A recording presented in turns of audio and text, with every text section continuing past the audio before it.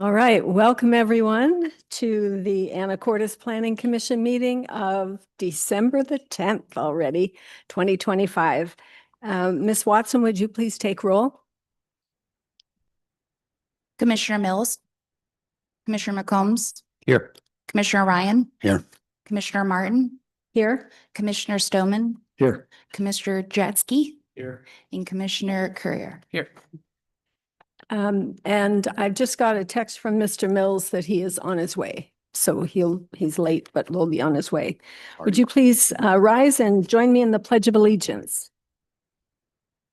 I pledge allegiance to the flag of the United States of America and to the republic for which it stands, one nation, under God, indivisible, with liberty and justice for all. All right, item number 3 on our agenda are the minutes of 11/12/2025. Any changes that need to be made? If not, I'll entertain a motion.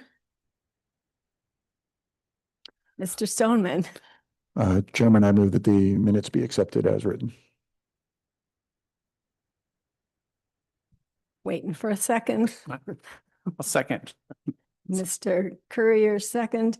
All those in favor signify by saying aye. Aye. Aye. Opposed? Okay, minutes passed.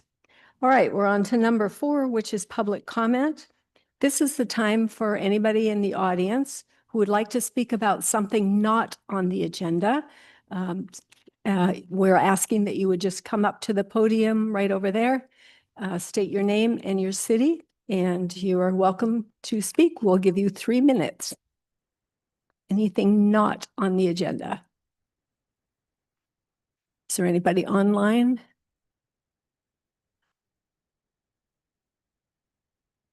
Okay. All right, then we're going to move on to item 5, which are a couple of public hearings. First one is an open record pre-decision public hearing, Port of Anacortes, West Basin Redevelopment Framework Development Plan, and Shoreline Substantial Development Permit. And we have Ms. Pollard here.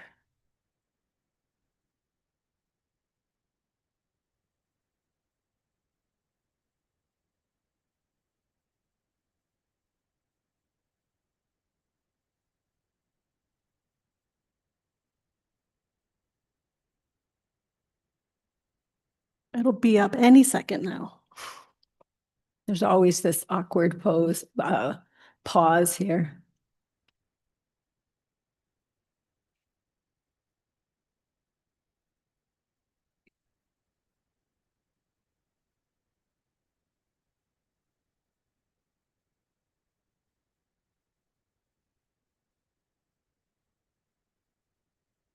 All right.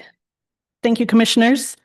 Public, welcome. My name is Grace Pollard. I'm a senior planner with the city, and I will be providing the staff presentation for the West Basin Redevelopment Shoreline Substantial Development Permit application and Framework Development Plan proposal. These 2 land use applications are both a type 4 city council decision. So tonight is the open record pre-decision hearing, where at the end, Planning Commission will provide a recommendation to city council. The area in question is a large couple acres referred to as Capsani West Basin upland area.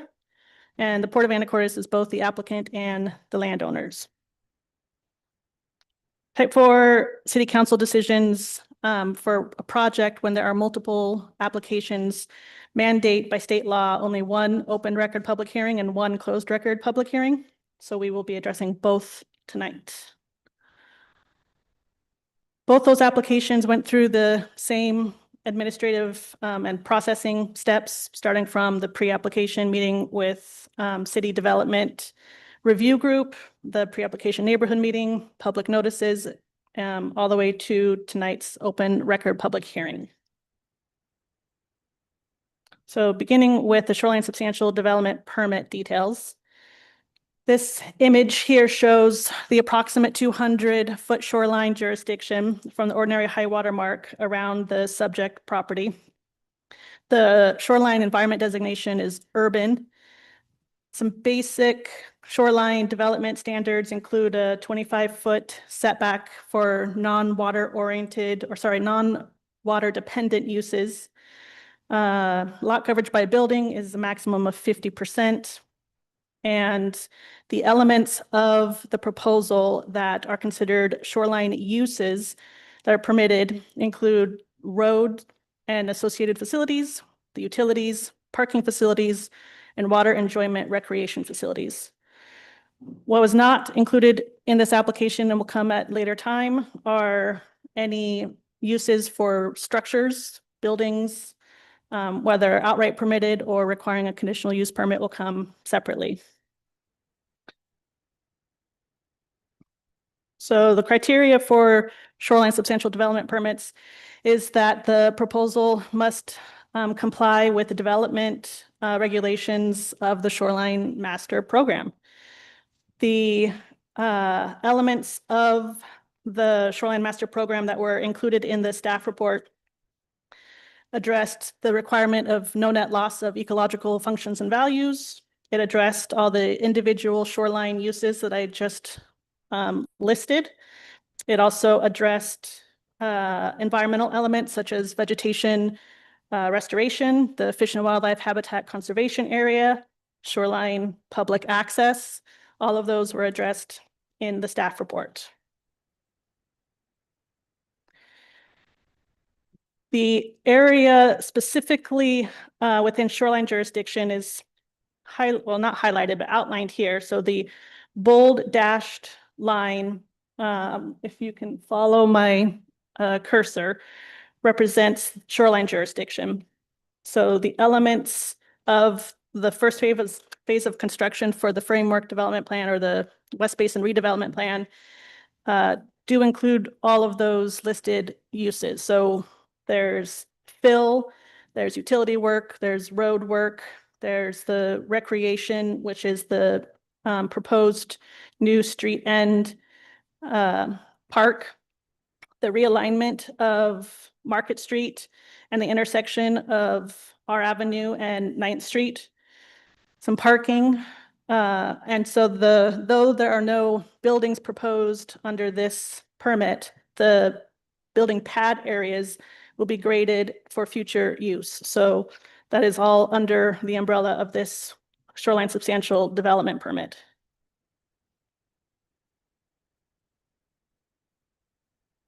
Moving on to the details of the framework plan. This is the first one that the city has ever received an application for and processed. So this framework development plan was adopted by code in 2019. And here we are going through the procedures for the very first one. They are not a requirement. It's an option that applicants elect to apply for. And it is to obtain preliminary approval for large phased development proposals. It doesn't go into the nitty-gritty of every single development regulation. It's more to capture the major circulation and infrastructure systems, open space requirements, block frontage designations, and though not under this framework, could also include allocation of categories of land uses. So go into that. Here we have just an image of existing conditions on the left and the proposed West Basin redevelopment plan on the right. The draft framework development plan, which was Exhibit A in your staff report, addressed elements of the framework agreement that outlined the phasing of the construction, what might happen if a proposed future revision to the framework development plan comes up, what is the timing of the construction improvements, what are the requirements in regards to the major circulation for the Shoreline Esplanade or the Tommy Thompson Trail or connecting public sidewalks. So all of that was outlined in the framework draft. There is. Ms. Pollard, can I just stop you for a second? Is there a reason that it's called the draft at this point? It's a draft, so city council being the decision maker will, likely have some input. There's some discussions that we wanted the port to have an opportunity tonight during the open record public hearing to request any changes to that document. So it's kind of a working document until we get through the public hearing process. Thanks. Yeah.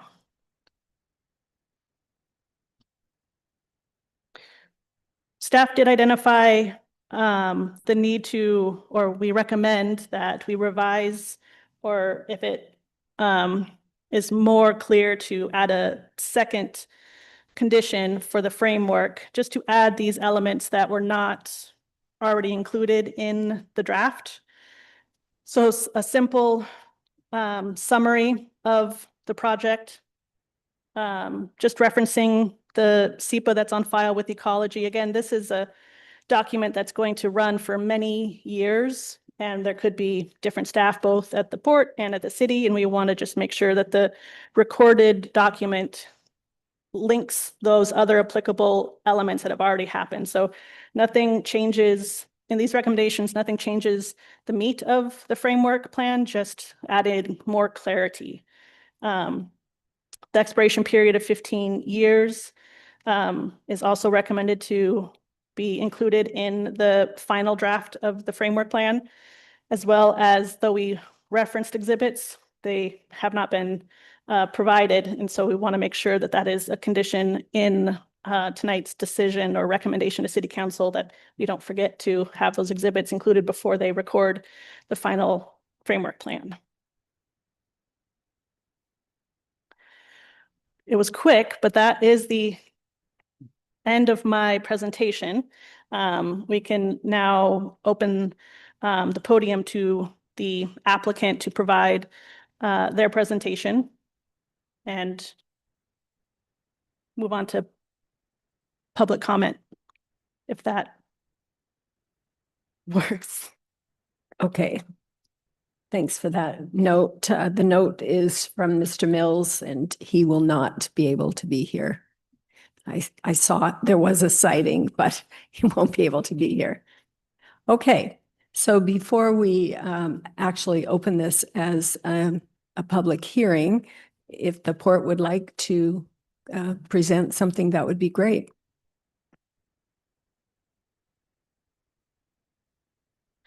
Ms. Martin, do we need to excuse Mr. Mills then, or just let it go later? Actually, yes, we do. So hang on for just a second. I'd like to move that we excuse Mr. Mills. Is there a second? I'll second that. Okay, it's moved and seconded to excuse Mr. Mills. All those in favor? Aye. He's excused.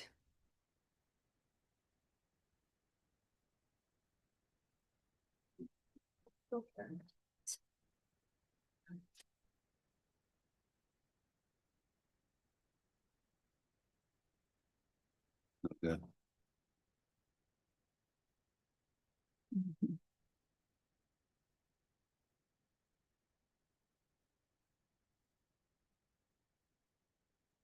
Did I not?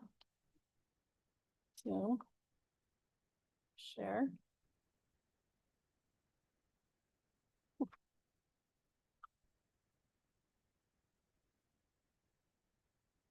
While we're waiting for that to come up, I have a note from Jamie Martin that that person would like to speak tonight. Is it for this, or is it for the second one? The second one is cottage development. Okay, so I'll wait till we open the public hearing for you, but thanks. Okay. Thanks, Commissioner. My name is John DeMoss. I'm the Executive Director of the Port of Anacortes, and I appreciate your time and consideration on this project. As Grace alluded to, we've been working closely with the planning staff So I would like to start off with one of the conditions, which are some of the project goals of the West Basin redevelopment plan. So really, when this concept came forward, it's a mixed-use development plan for the upland part of our West Basin, and it's really focused on energizing that area and bringing economy and jobs to that area. It's the last section of undeveloped land around the Cap Santa waterfront. So we have done the North Basin, we've done the Anthony's areas, and now this permit and application is to connect those two waterfront areas and bring some economy. So our framework plan is creating development paths for private sector to come in, and there'll be conditions to that, but we want to create the spaces in our framework to bring in private sector to develop economy and business and retails and those things that are vital to the community down on the waterfront.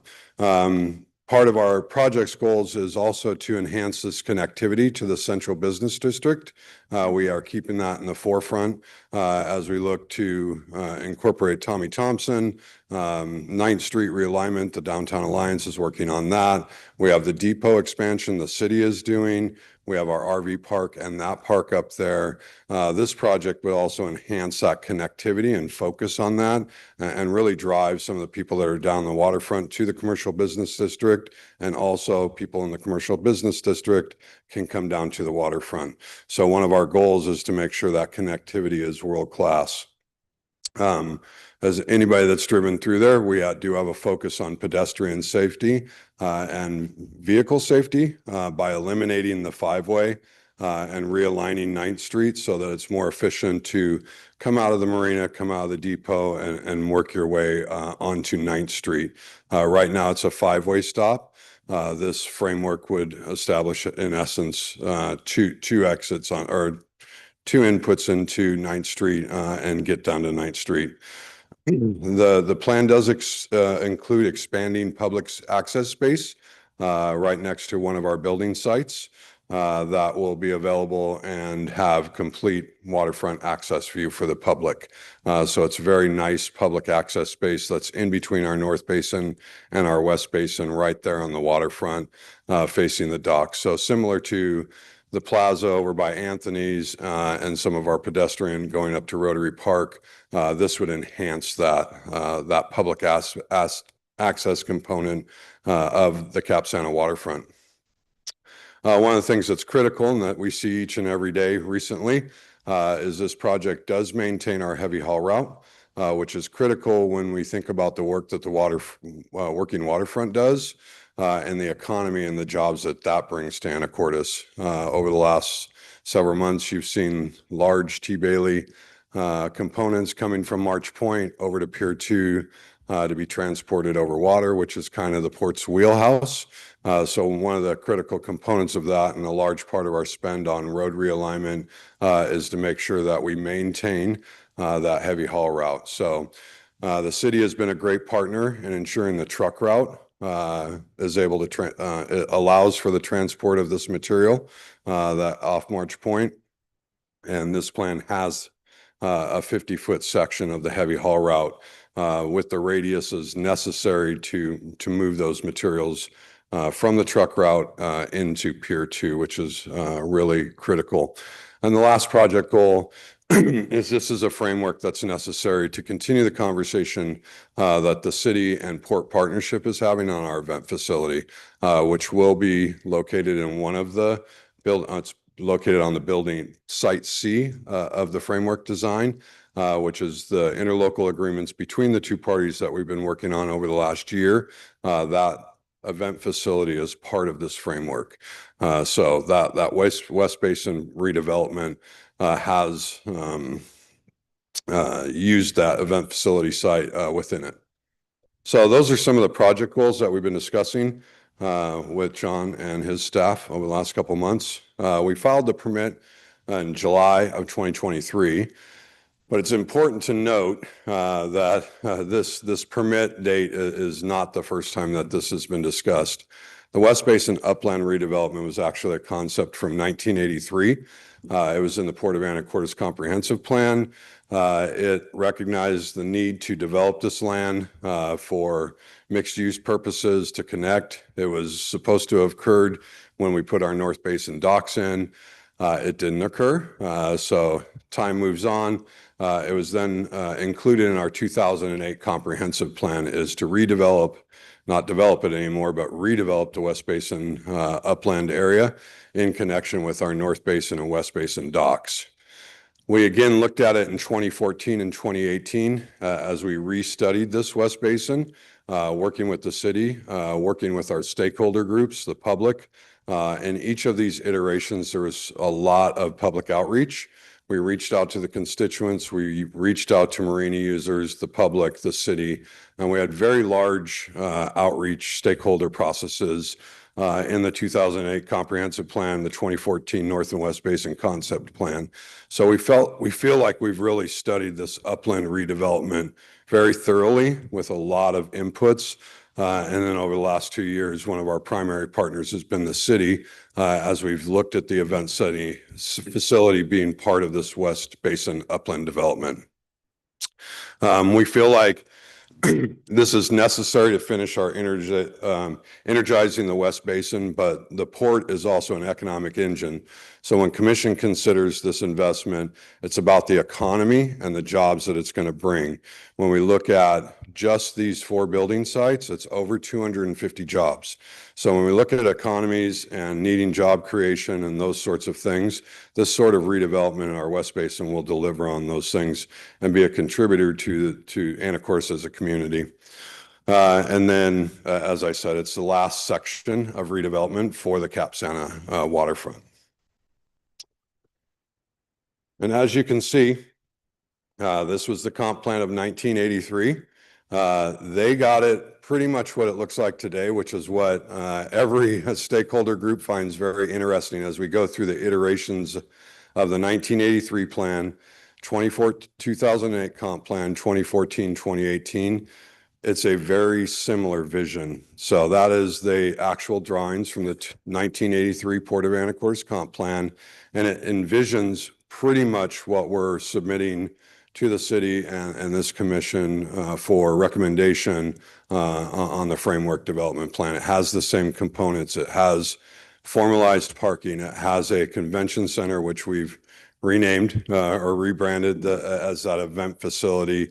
It has open public spaces in there. So it's pretty interesting to see the alignment between the thinkers in 1983 that's carried through multiple comp plans to this very day and doing the same sort of work. So I'm going to now turn it over to Kevin Anderson, our planning and projects manager, to talk about some of the shoreline development. Thank you.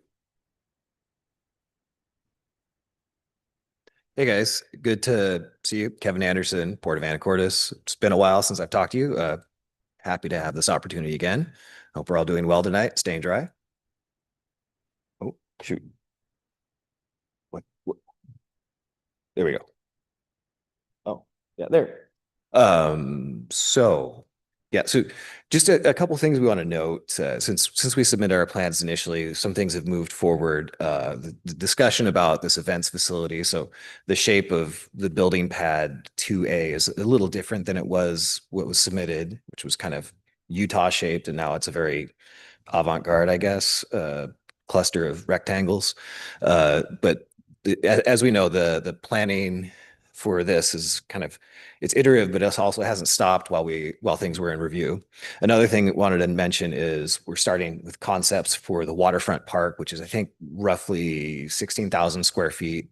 It's taking that asphalt, removing it from the waterfront there at that terrible intersection, and turning it into an inviting public space with a mixture of green and hardscapes to help bring people in and make it something that people want to visit. Another thing we've been working through recently, especially with the heavy haul route that's been going on in 2025, we've had a number of heavy hauls go through there. So we've had an opportunity to really take a look and say, what do we need for these radiuses? what do we need for the space for these things when they overhang and come through here? And those have informed the design, which is still in process, but it's one of those things that's very important. So this, instead of a normal parking lot shape, we've got a wedge of pie because we have to have large trucks carrying big things go through it. And that's kind of the main conceit of this. It'd be a simpler project to design. We're at a rectangle. But I just want to mention those few things. And one of the things we're considering is we want to do the right of way realignment, and most of the site work south of 9th Street is the first phase, and then stuff north, that's the future pad E and future pad D. That'll happen at some point in the future, which is a slight modification from what you might see in your packet. But those are things we're formalizing. What's next? So some of these processes, like I'm going to step on one of our Adam Morrow is in remotely. I don't know if you see him. Can you make him a presenter? Cool. And he can advance the slide deck, or do I have to do it for him? Do you have telepathy, Adam? Can you move these slides from Bellingham? No. Okay. So I'll do it for him. If you want to be a presenter. Thank you. Awesome.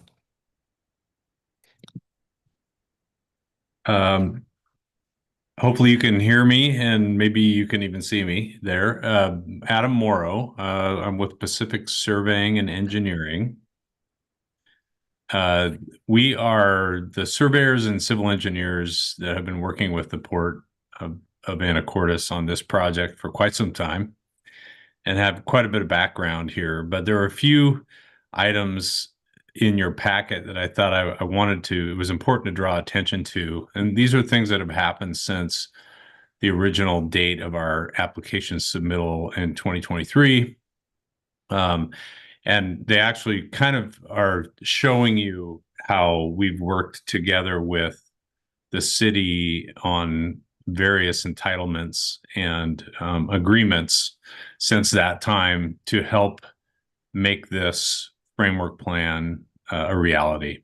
So there's a handful of documents that you will see in your 1,000-page packet or whatever it was that I don't envy you having to go through the whole thing, but the important ones that I pulled up were the right-of-way vacation of 9th Street. So the city council has already approved a vacation of a portion of 9th Street to help us accommodate the realignment of R and 9th.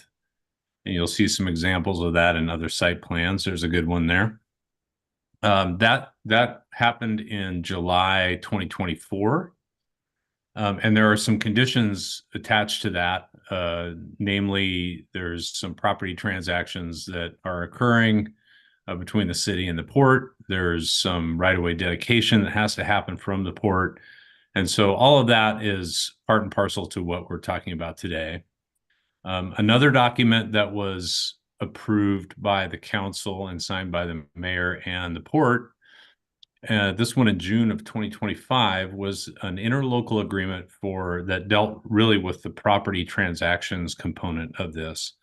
Some of the property that will become the park, which is tract C in the site plan that you're looking at, is actually currently owned by the city. The majority of it is owned by the port, but a little bit is owned by the city. So the port is actually purchasing a piece of land from the city to make that park a reality. We're also getting a realignment of the easement for Market Street as a part of that situation. And in the interlocal agreement, it talks about how all that comes to fruition, how those need to be paid for, when things get dedicated, when things get vacated, and how this all comes to be. So again, that was in June of 2025. And then more recently, in August of 2025, there were 2 more interlocal agreements that were signed between the port and the city. Those were specific to the event center facility and how that was to be run, and also how it was going to be designed. Those, again, are dependent, all of those things are dependent on what we're talking about tonight and the approval of the framework plan and also the shoreline substantial development permit. And the last one that I wanted to mention that actually hasn't happened yet, but is in the process of happening is, I believe it's next Monday, the 15th, the city council will be hearing a petition to extinguish a bunch of old remnant utility easements that exist in this area that are located in places where we envision future buildings to be constructed. And that has to go through the council, a council approval. I think it's a closed record hearing, but I'll be attending that one as well. And so that's next week. And all those things together, balled together, kind of enable us to do what we intend to do here to make this area grow in a smart way. So just quick, and I'll try to make this quick, but we're realigning Market Street the way you see it here. It'll be coming in more of a 90-degree angle. We're transferring property ownerships, and that helps us create Track C, which is going to become the waterfront park. We're preserving and reserving easement rights for public utilities. So some of the hatched areas you see here are covering utilities that exist that are city utilities that have no easements on them today. We are promoting connections between downtown, the city park, and the marina, as John talked about. We're promoting safe public interaction and enjoyment of the shoreline. We're enabling construction of new public gathering spaces, encouraging smart use of underutilized public property, and constructing safe routes of travel for cars, bikes, and pedestrians. So just wrapping up, I just wanted you all to understand that the project has really come a long way since we initially submitted back in 2023.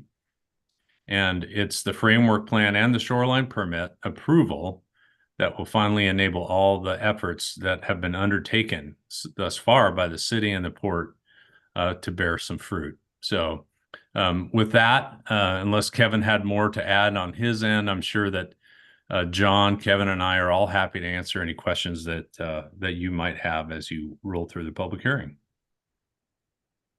Thank you very much, Mr. Morrow. Anything else that you would like to add, Mr. Anderson or Mr. Mossman? I think I have one more slide here. Let me just Okay. forward it. So yeah, this is sort of a technical kind of, we have a cartoon drawing that we're getting a better version of it for you that'll include all these that were recommendations from this planning staff. We wanted to make sure that the boundary accurately reflected our construction phasing, which is one thing that we're going to do here when we submit this again. Pedestrian path, like these are sort of bullets that are conditions of the framework plan that we want to make sure get memorialized. And yeah, as Adam mentioned, some of the things have changed slightly since we've submitted this. We're going to include these labels as requested. We're going to change the project boundaries. Pads D and E, that's things north of 9th Street, will be kind of the phase 3 of construction. 2 of, I can't remember. I can't keep track. There's permitting phases and construction phases. So it's kind of internal reference for us. But yeah, I think we're ready. I guess, yes, we're ready for questions. And John Dumas is here, my boss, but we also have one of the designers, Jeff McClure, here, if there's questions. And then I guess Adam's still on, so yeah. And we want to recognize that we see port commissioners in the audience, and thank you for coming as well. That's great. I think probably the best thing, and Mr. Coleman, you can cue me for this, but I think I should just open the public hearing at this time and hear from the public, and then we'll take questions from the commissioners. Okay. So at this moment, the public hearing is now open. And the first person that has signed up is Jamie Martin to come and speak. So make sure you're speaking right into the microphone and you just say your name and your city. My name is Jamie Martin and my Thank city is Anacortes. I live about a block away. I just have one question. I want to commend you guys on the RV park. I was, Turn this way, so yeah. okay, I'm sorry. I want to commend them on the RV park. I was a skeptic, but it's very well done. I do have a question. I and a lot of other locals and a lot of boaters use the dog park, and I know that with the realignment of 9th Street, it's going to go through the dog park, and I realize it's the north part and it's down, thought it was phase 4, but anyway, I just wanted to ask that if they could keep, it doesn't have to be that big, but if they could keep the dog park there until they find a developer for that land, I would really appreciate it. And I know that the people that I see every day and the boaters that I know use it would really appreciate it. And that's it. Thank you. Thank you. All right, anybody else would like to comment or ask questions regarding this plan? Anybody online? Okay, going once, going twice. Okay, I'm going to close this open record pre-decision public hearing. And at this time, we'll open it up to commissioners to ask their questions or make their comments. Mr. Stoneman. Thank you. I guess since we did have the public comment, I'm curious too, is that acceptable or possible with allowing the dog park to continue with the way the plan is written out? Thanks for that question. And we did consider, we had 6 public comments and 4 of them referred to the temporary dog park that is there. Building D is a vital part of this redevelopment. I don't think the intent was for that to be a long-term permanent dog park ever by the port. I know there's going to be some dissatisfaction to the port as we look to develop that and bring an economy and create or have a development there that creates jobs and adds to this revitalization of the West Basin. No, I don't think there's an option to retain that very valuable piece of property on the waterfront as a dog park. Our hope is that the revenue that we're spending on the public access part, which is when we look at the overall investment in this area, the event facility, as you know, is going to be $8 million. It's important to note that the port's contribution in the redevelopment around that event facility is about $9 million right now in today's dollars, which include a large chunk of that is for the public access area that will be water facing. So our hope is that helps ease the loss of the dog park. There actually, as I looked at the public comment, there were several comments about that dog park. There was also a comment about the height of the buildings along the waterway. Can you speak to that? I know it's too soon for the buildings, but this framework design doesn't dictate that, nor have we gone out and looked for proposals or dictated to potential private sector development of these. I'm sure they'll look at trying to maximize their investment and then whatever's within code to develop on there. We're trying to have a mixed use and 4 of the outside of the event facility. These are all going to be partnerships with private development and private partners. So I'm sure they'll be looking at building heights and what they can lease out and what's going to create the most economy in that area within code. And Ms. Pollard, is code 50 feet high at that place, at that area? I believe it's 35 feet in shoreline jurisdiction. I can double check the staff report, but.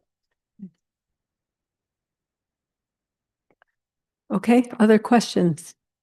Mr. Courier. Yeah, John, you mentioned that it looked like there'd be 250 jobs potentially that could come out of this? Like, what did you base that on, or what was the thought process there as you guys looked at that? We did an economic impact study in our 2014 and 2018, and they utilized the type of businesses that usually would go in there. So when you look at the temporary dog park in a hotel, you're looking at both direct, indirect, and induced jobs. So when you think about restaurants, retail spaces, a hotel, and those primary direct jobs, you're looking at custodial, you're looking at customer service, you're looking at wait staff, kitchen staff, things like that. All of that is also indirect. All the restaurant suppliers, if they were 2 stories and you did office space above those, you're going to maximize professional service types jobs. And then the induced jobs that go in there, the Cisco's of the world that supply restaurants, dry cleaning that are going to go into hotels, all of those service industries that are going to be servicing buildings that are typically going to, or developers that are typically going to develop on a waterfront. And we see them in a lot of port areas. It happens to be a new line of business for port authorities, is redeveloping waterfronts. So I think the economic impact when we say 250 direct, indirect, and induced jobs is probably pretty close to true, even though it's 4 buildings. Just a follow-up question too, other than the event center and a potential hotel, is that the idea? Would it mixed use restaurants? Or are you just open-minded at this point is what you're looking at for the other buildings? Correct. The event facility is an anchor tenant. But when we look at putting out requests for proposals for those other buildings, we feel like the partnership between the city and the port to develop an event facility for the community is going to raise the value of those other development sites, right? An event facility wants a hotel next to it. A hotel wants an event facility next to it because they just saved on the square footage of, typically a hotel will want a conference center. What the city and the port just delivered that for that developer. So it's going to attract a larger pool of developers that will want to come into the waterfront because the port and city has just delivered an anchor tenant for them to lean on, market, right? You do an event, you have a restaurant right next door, you have that hotel there. So when we talk about bringing in conferences for businesses, corporate events, when you can tie a hotel and a facility, so those are going to be tourism, LTAC dollars that we're bringing into town with this redevelopment. And the natural fits are restaurants and retails.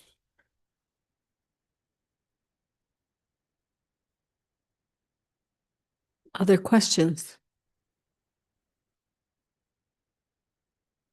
Looks like no other questions. I can talk about what a good idea this is all day long, so hit me. I do have a question. Let's see. It's in the staff report under project request. It talks about scope of work includes, but is not limited to, and then it lists a whole bunch of things. The excavation, yeah, import base and sub-base materials. I just wondered about the not limited to and what that meant. It really is just to not have to dial it down to like the minutia amount. The important part is that the shoreline uses and the shoreline modifications were addressed. And that's those elements that I listed before, you know, parking facilities, road facilities, utilities, that and the fill, those are what the shoreline regulates. Mhm. I did not include like what the road, is it accessory facilities or ancillary facilities? I didn't go into the detail of, you know, streetlights and, you know, underground power, you know, I just wanted to give a pretty detailed list, but not demonstrate or not make anyone believe that that was everything. Okay. You went into quite a Yeah. detailed list, but Yeah. okay. And I do want to clarify that the base height maximum is 35 feet, but the possible height maximum is 50 feet for buildings. That's what I thought. So that's a 5-story building. Is that true? Possibly. Yeah. Yeah. That might be an issue in our community, but that's in the future, I guess. Okay, anything else from the commissioners? Madam Chair. Oh, Mr. Dretsky. At what point in the planning do we, and who's responsible for the traffic control on that, on a street that's already very busy? And you're going to be adding 250 employees and the people utilizing the hotel and the restaurants and all. At what point do we start thinking about traffic control there? Because it's already a challenge at certain times of the day or even days of the week. Well, I know the applicant hired a professional to conduct a traffic and impact study that considered the full build out and what that might look like. And moving forward, the shoreline permits for the specific uses, will utilize that information. And then if there's any sort of future unforeseen impacts, we'll have to look at that. But usually the municipal code relies on the qualified professionals and transportation guidelines. It's not a prescriptive number of parking. It's what the code calls a planning director decision, which is based off of those reports. But we would, have to look at that for every permit that comes in separately. I'm sorry, my question wasn't about parking. It was traffic control as in lights, stop signs, that kind of thing. There's already a tremendous amount of traffic on that road. And if you're going northbound, it's virtually impossible to cross and head west certain times of the day now because of a very, very steady stream of traffic. This is going to exacerbate that problem. I think about Saturday mornings when the farmers market's in place and all that traffic around, between 10 o'clock and 2 o'clock on Saturdays and other events. My question is, it seems to me that we ought to be thinking about that because that problem that already exists is not going to get better by adding more cars. Thanks for clarifying. I did address the wrong point there, but the city engineer has reviewed the level of service for transportation adopted by the comprehensive plan. And based on the information provided by the transportation experts, there's currently no concern that the impact would bring our intersections below adopted level of service. I don't know if there's anything else you want to add to that. The city has concurrency standards in our development regulations that address impacts of uses as they're developed. And, we have taken, because this is a larger project that, we're not exactly able to identify what the future uses are. They have identified likely uses and we've looked at the traffic impacts of those and determined that they're meeting the concurrency standards and expected development in the area. We need to be careful not to say, hey, we don't want traffic, so we're not going to approve development in an area. We have development regulations that make sure that we're looking at it to make sure that we're addressing the impacts of future transportation impacts. And also, Commissioner, I'd like to add, we're currently working on that very issue with the city in partnership for that very issue south of 11th Street. So a partnership that we've worked with Public Works over the last 2 years is to put in lighted crosswalks because the reason that Safeway is the busiest Safeway in the region is Cap Santa Marina, and we want people to cross that street safely. So you will see in the next year, because of the city and port working together, 2 lighted crosswalks within a 2-block range. So that infrastructure is going in. The city did a great job getting that granting, pedestrian safety granting. So we're very aware of that and watch that and work with the city. So we're already seeing some improvements south of 11th on that very topic. Thank you. I guess along the same kind of line, we always hear about capacity for sewer, stormwater, et cetera. And I guess I'm just looking for reassurance that we have the capacity now and in the future. So the subject property is on fill and the outflow goes directly into Fidalgo Bay. our stormwater manager reviewed the preliminary stormwater reports and drainage reports, and they are flow control exempt.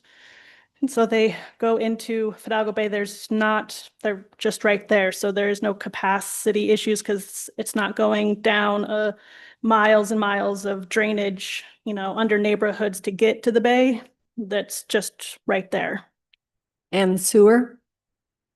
So the concurrency review, just like with transportation and stormwater, has to pass the concurrency test so that the demand on the system does not drop the level of service below the adopted levels by the comp plan. So that will be reviewed once specific uses are proposed. So the hypothetical, 4 building pads of how many floors and what's the gross floor area and what is the use. We have to look at that when those permits come in. But it's a requirement that the impact either is mediated with the project proposal. So if there is sewer capacity issues, they have to address them. Most likely the case, I believe that there's not a concern for that at this time. Okay. Anything else from the commissioners? Madam Chair. Oh, where did that voice come from? Sorry. I just wanted to go back to the height issue and clarify something in the code. In the commercial marine zone, the base height maximum, as was discussed, is 35 feet. And there is a maximum with height with bonus of 50 feet. And the bonus there, I believe, is referring to integration of affordable housing or small units into a development. And in this particular case, within shoreline jurisdiction, I don't believe that multifamily residential is a permitted use. So they would not be able to take advantage of that bonus incentive within shoreline jurisdiction, but 200 feet back within the commercial marine zone, buildings could theoretically be up to 50. That's helpful. Thanks. All right, commissioners, there is a draft motion. There's no page number here, but you can probably find it in your packet if you're interested. And there are, I think it's 19 different recommendations for conditions. And then would you be adding one, Ms. Pollard, that first one that you just mentioned? We could either amend condition number 1 or add another condition at the end of the list. Okay, there's 16. I thought there was 19. There's 16 conditions that's recommended in this motion. So number 1 says the applicant must record the final framework development plan with the county auditor's office to be considered enacted. And how would you suggest that we would modify that?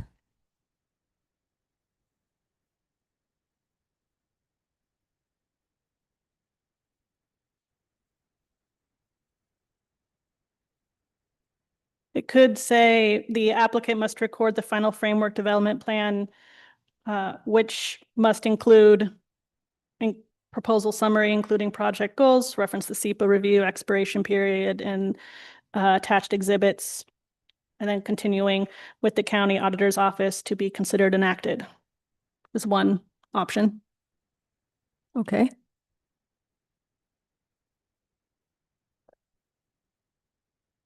Is there a motion?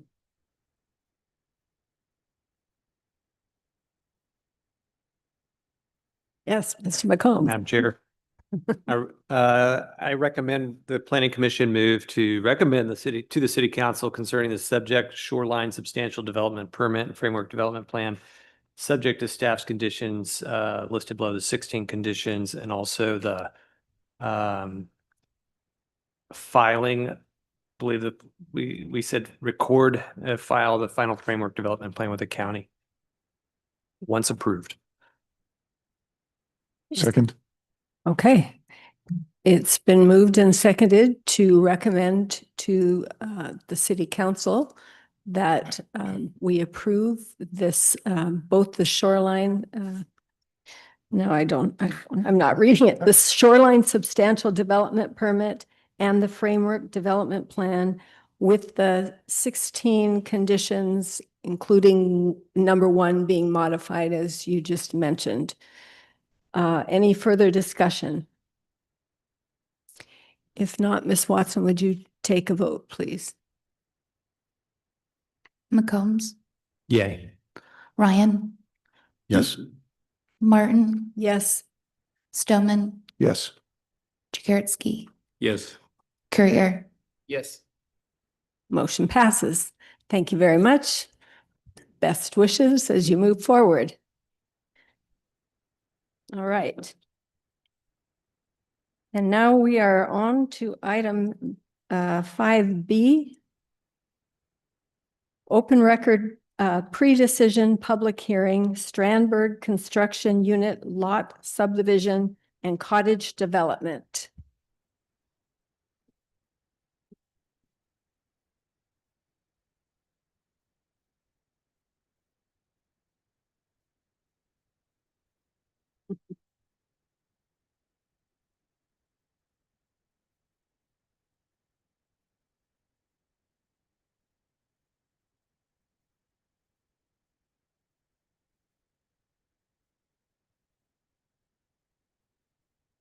And for the audience, we'll just do the same thing. We'll have a presentation from Ms. Pollard, then we'll open the public hearing. And so you're able to give us whatever comments or questions. All right, thank you.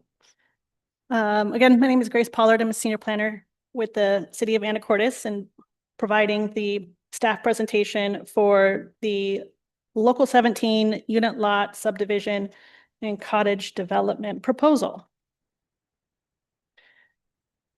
So the Local 17 cottage development proposal includes a few application types: the preliminary unit lot subdivision, critical areas permitted alteration, cottage housing site plan review, and a departure from internal pedestrian circulation design standards.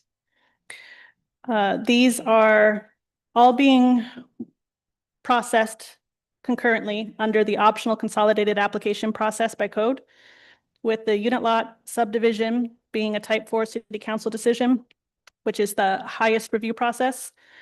All subsequent applications are reviewed under that process. So this hearing addresses the approval of all 4 requests that create the whole.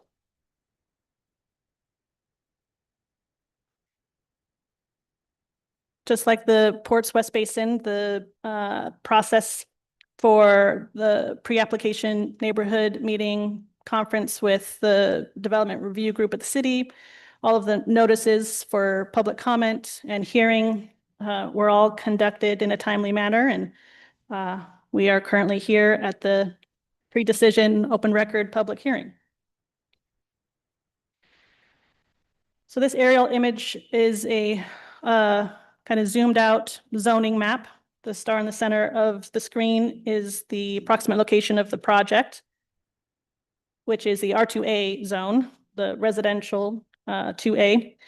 And approved residential developments in R2A zone include single-family dwellings, duplexes, and cottage housing. This is the immediate vicinity with the site plan of the cottage development imposed to see how it plays into the neighborhood. The property to the east is owned by the city as far as Anacortes Community Forest Lands goes, Parks Department. And the property at the bottom of the screen, which is south, is also Anacortes Community Forest Lands owned by the city. The surrounding developed areas are all single-family residential. So the R2A form and intensity standards in table 1942-020 combined with the cottage housing standards under 1943-040 give us the basis for some of the development parameters. And I just wanted to draw attention to two items that can sometimes be a little confusing. Table 1942-020 and the left-hand side states that the minimum lot size for R2A zones is 6,000 square feet, and the maximum density is 6 dwelling units per acre. However, we have to review under 1943-040, which is on the bottom right corner, that clarifies that cottages are exempt from the minimum lot area and lot width circle standards, provided they comply with density and design standards. And the density requirements for cottage developments is stated in code as, due to the smaller relative size of cottage units, each cottage may be counted as 1/2 a dwelling unit for the purpose of calculating density. So we are not looking at 26,000 square foot cottages, cottage lots. We're looking at the parent property with the density of 20 cottages, which is far under what the maximum is for the total acreage of the property. Unit lot subdivisions are a little different from your typical subdivision. They are specifically used for attached housing or cottage developments. So whether it's duplexes, triplexes, townhouses, or cottages, it allows for fee simple ownership of those dwelling units, opposed to condominiums where you don't own the land underneath your unit. The requirement for easements and CCRs are a city requirement that ensures the long-term maintenance responsibilities for common areas, whether that be open space areas or the parking, drive aisles, in this case, critical area tracks. So all of that is part of a unit lot subdivision review.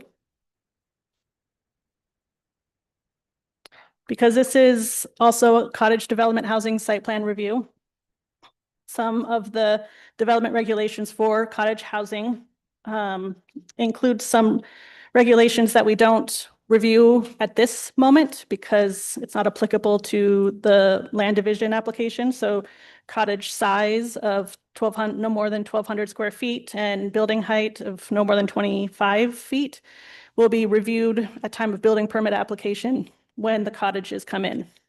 The other cottage housing standards are reviewed under a site plan, and the unit lot subdivision, such as the common and private open space requirements, the building orientation and design toward the common open space, requirement for covered porches and entries, parking location and screening if necessary, as well as access and circulation standards. So the property in its existing conditions here is shown with an existing single-family residence and a detached garage. So kind of hidden in the line drawing is the approximate location of the existing house that will remain, as well as the garage. And that will be its own single-family lot. So this lot is, in a sense, considered 21. There's 20 cottages, and then there's one single family that will remain. So that lot will meet the 6,000 square foot minimum lot size, where the cottages will then just be reviewed as a parent property, making sure that all the development regulations and density requirements are met. There is a Category 3 wetland on site. It's a largely forested area. There is also a platted, unimproved, but still open, non-vacated alleyway. If you can follow my cursor up near the 17th Street. The applicant does have a request submitted to have that alley be vacated. That is a legislative decision by City Council, and so not part of this review, but that is also why you may have noted in the conditions of approval that whatever requirements come out of that vacation approval from City Council be performed before we record the unit lot subdivision. So we're kind of reviewing it with the assumption that it gets approved, and if not, they'll just come back and tweak the design.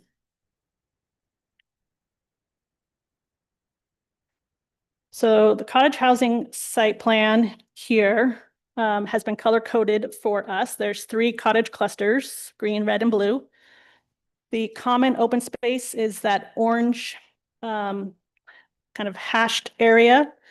The private open space are the green squares immediately adjacent to each individual cottage. Each individual cottage, by the way, are the dark primary colors. The smaller rectangles of the same color are the individual single car garages. There are surface parking spaces. There's dumpster location and pedestrian connectivity. So part of the proposal was a departure from the internal pedestrian circulation design. And code is written in a way where when you have a cottage development that services 4 or more cottage units, you have to provide a 20-foot wide drive aisle with a 5-foot wide sidewalk. And code also provides for a departure to propose an alternative to that. And so what has been proposed here is still having the 20-foot wide drive aisle. That's what is needed for fire and emergency and our solid waste pickup trucks.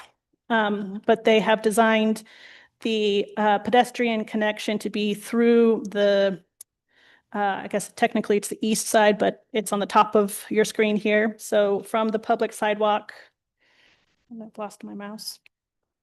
Here we are in the top left corner is where the proposed on-site pedestrian circulation design begins with a public sidewalk and then dips down into the development and reaches all the way to the farthest cottage. The requirements for approving a departure is that it meets the intent of the standard, and the intent of the standard is primarily providing a safe place for pedestrians to access the public sidewalk. And so this being not only wide enough for meeting standards, it's far from any traffic, so it is considered meeting the intent of the code there.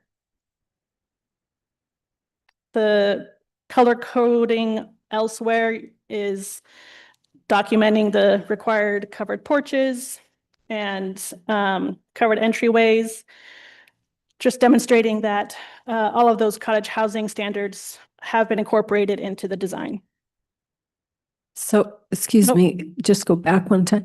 So the light pink, those are the porches? These, Yeah. yes, correct. And then the green that's attached to the Mhm. pink, yeah, what are those? That is the private open space areas. Oh, okay. So each cottage requires private open space, and then there is the common open space. And the common open space is also green, Is the orange is orange. areas And the bright green, here on No. the first turnaround. Oh, yeah, right there, what are those? I believe that is actually, the color should be the same as its neighbor. It's private open space. Open space? Yeah.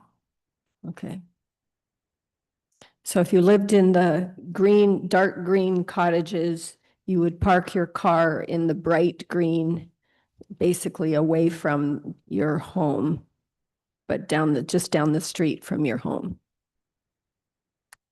Yeah, Okay, but connected by the pedestrian pathways. right. So the other application submitted is a critical areas permitted alteration.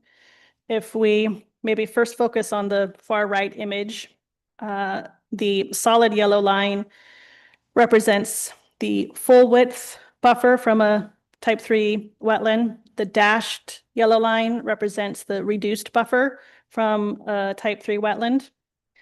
The wetland being the greenish outline kind of snaking through and then pooling there near the bottom of the image. The purple areas to the bottom are just what was identified as rock outcroppings. It's not part of the critical area information. The middle illustration here shows how the proposed lot 21 with the existing house is the dashed area here represents the buffer averaging. So we have the solid yellow line being the full width, the dashed yellow line being the reduction, and then the red hashing being the averaging. So they're proposing to have the dashed area be part of the 6,000 square foot minimum lot area, and they will make up for that impact in other areas of the site. So for example, the green hashed areas in the bottom right corner are outside of the buffer area. They would bring that into the buffer area to make sure that the overall functions of the buffer are not negatively impacted by the proposal.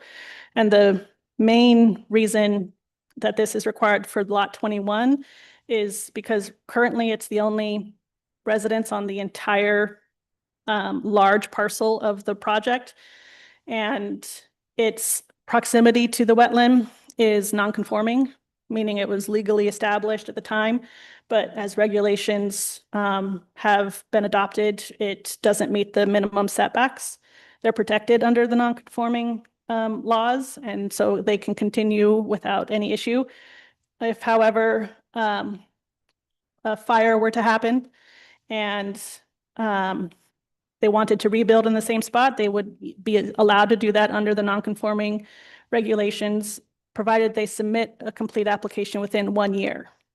We needed to address what happens in the hypothetical situation that they don't come in with an application within that 1 year.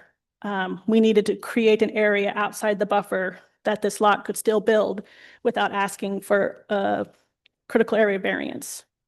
So that's the main reason for that combination there.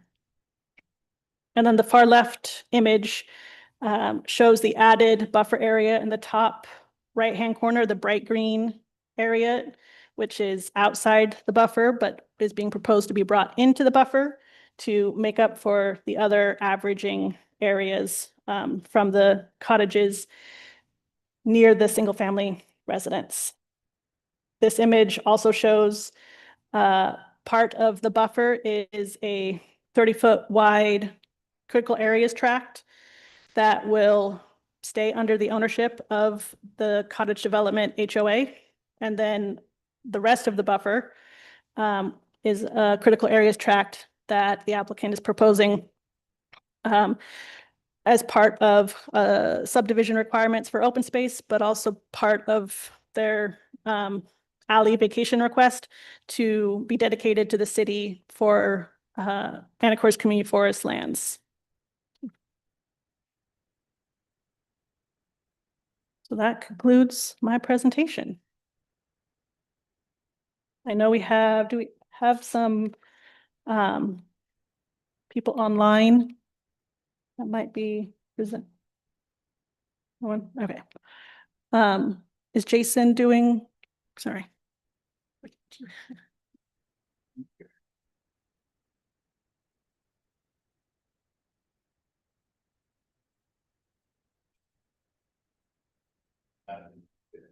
So we can get public comment, maybe that's or at least not forever. Actually, we'll open, we'll give you the opportunity to speak right now, if you would like. Then we'll open the public comment, and then we'll close the public comment and allow the commissioners to ask their questions, and they may be asking you questions at the time as well. So you're welcome to speak now if you would like. It's up to you. It's not required.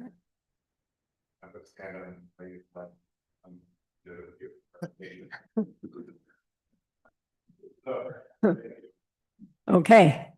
All right, then we're going to formally open the public hearing for, let me just read it again. An open record pre-decision public hearing, Strandberg Construction Unit Lot Subdivision and Cottage Development. So if you would like to speak about that, any member of the public can speak about that right now during this open hearing. And That's not why you're here. Okay. We're all gonna stare at you until you. Oh, left.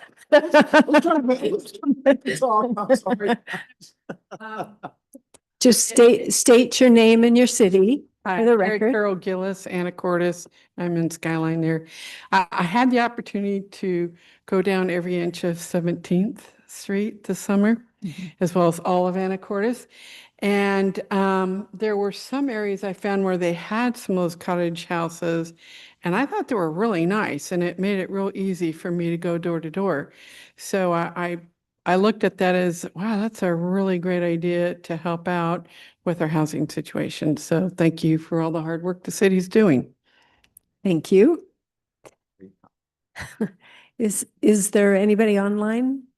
Okay, then I'm going to close the public hearing at this time and now open it up for commissioners' questions or comments.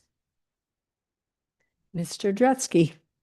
Can the developer take lot 21 and subdivide that at some future point? It's large enough, obviously, to meet the 6,000 or 7,500 foot requirements.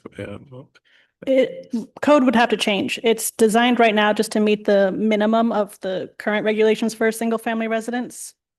Again, because it's the 6,000 square feet outside of the buffer. The overall property for lot 1 is larger, but it is critical area. So there would not be a way to further subdivide because the rest of the land is wetland buffer. The whole parcel is in For lot 21. Okay, Yeah. thank you.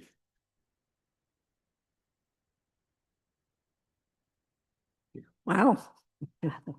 Oh, Mr. McCombs. Question. I'm looking at the Exhibit A preliminary site plan updated. I'm on page 3. I think it's the same diagram that you were showing us prior. And I'm trying to figure out, I see parking, it looks like parking spots, and I'll wait for you to catch up. Sorry.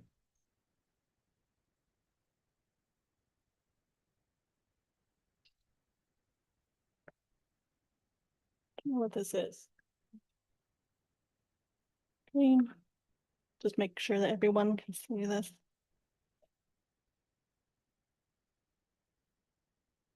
Okay. Is this the document? Yes, I'm on page 3, but I think we can. So I think this was the same one you showed us. And so I'm looking at in the lower left-hand corner, you have, I can't tell if they're not the dark green, they're not the really bright green, but they're the medium shade of green. Are those garages? Are they? On either, so this is a turnaround for access to the surface parking space at the end here, and the bright green rectangles do represent single car garages. Okay.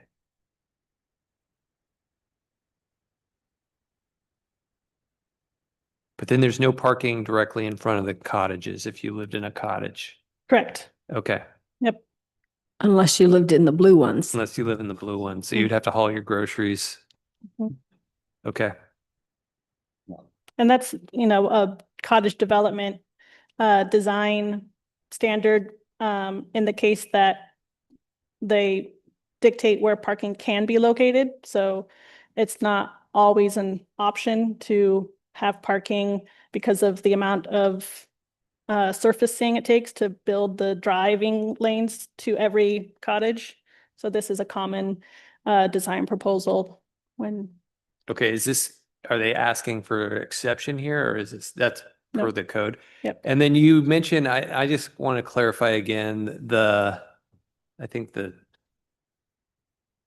basically the roadway is supposed to be 20 feet per the code, Correct. but then this one is 15? No, sorry, it's still 20, but the Okay. 5-foot the 5-foot sidewalk Yes. that would be immediately abutting the 20-foot wide Okay. is instead provided internal to the property. So the drive aisle is still 20 feet wide. And then the rationale for that is because I can walk around the other side. Well, not placing it alongside the drive aisle, so we would have, the design would have had to have pushed the development to the other side by 5 feet. And it would increase the, amount of impervious in that area. And so this is just an alternative that staff believes meets the intent of requiring a pedestrian connectivity or pedestrian circulation. Okay. But then the pedestrian route is clearly on the other side through the common space. Yeah, it's just getting you to the public sidewalk is the requirement. Okay.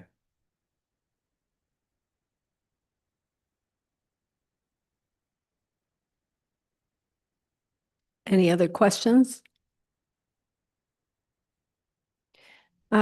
Just a quick question. I think I know the answer, but on the staff report, preliminary plat approval shows zoning district R2A, but it says comp plan designation a 2. I believe that's accurate. We don't have, the comp plan designations, I don't believe break down the A's and B's. So it's whether you're in zoning R2 or R2A, the underlining comp designation is residential 2. Okay. All right. If there are no other questions or comments, then I think we also have, let's see. We also have some proposed, this one is the one with 19 different attachments.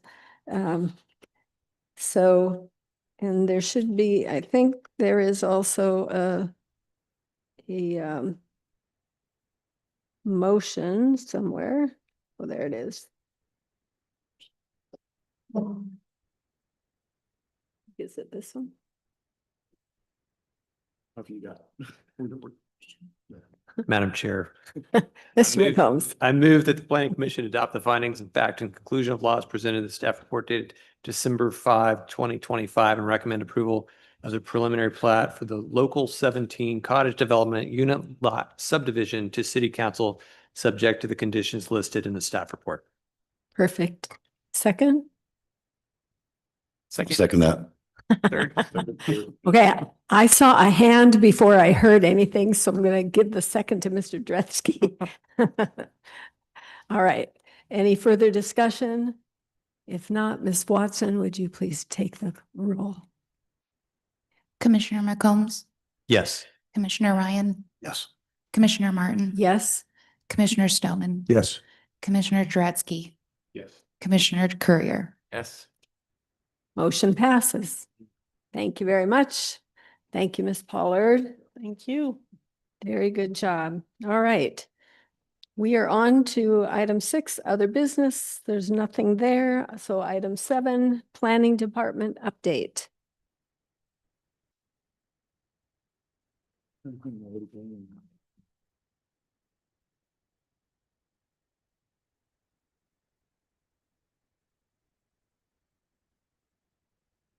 Good evening, planning commissioners.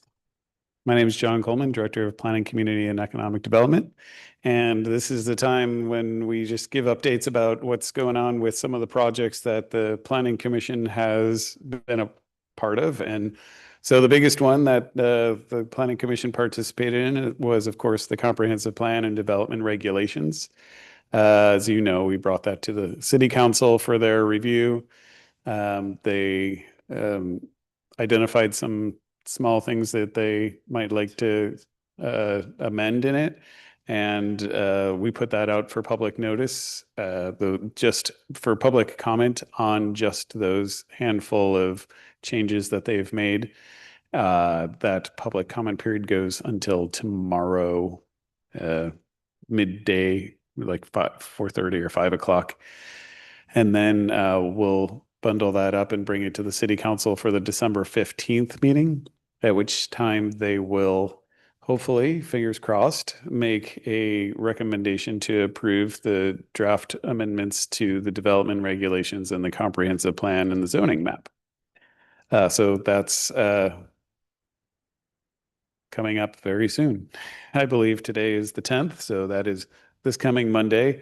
We may see final action on the comprehensive plan and development regulations, thanks to the Planning Commission's 2+ years of work on those items. So that's a big sigh of relief, almost when we get there. But we're optimistic that we're going to get this through.